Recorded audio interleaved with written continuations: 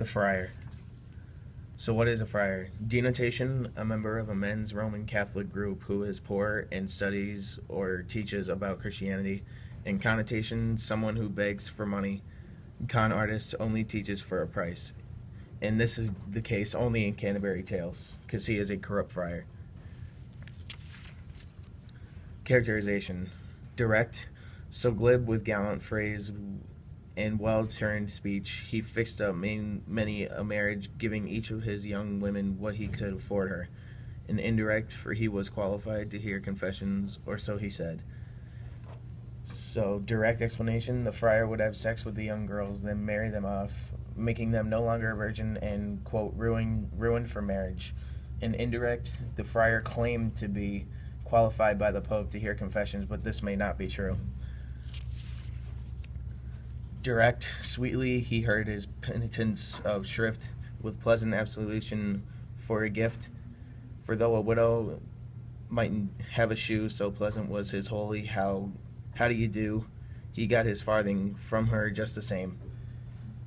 So direct, the friar would grant forgiveness for the price of a gift. The more valuable the gift, the more forgiveness he would grant. And indirect, the friar would take money from everyone, from even a poor widow.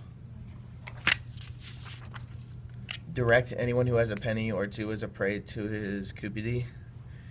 And indirect, his neck was whiter than a lily flower, but stronger enough to butt a bruiser down. Direct, the friar takes and begs for money no matter the person because he is greedy for money. And indirect, the friar was pale in color, showing that he was not a hard worker physically. Good versus bad. Good, he qualified to hear confessions and he had a special license from the Pope. And bad, he was greedy, he was a con artist, he was not pure, and he was a beggar. Satire, Horatian, satire in which the voice is indulgent, tolerant, amused, and witty. The speaker holds up to gentle ridicule. And an example of this, to arbitrate disputes on settling days for a small fee. Satiric norm, character that represents the perfect ideal. In the Canterbury Tales, the friar is not the satiric norm. Chaucer paints him to be very greedy and a beggar. Modern day equivalent of this is John Gigan. He was an unfrocked priest accused of molesting more than 80 boys. John Gigan is similar to the friar because he was a corrupt religious man who took the innocence of young children.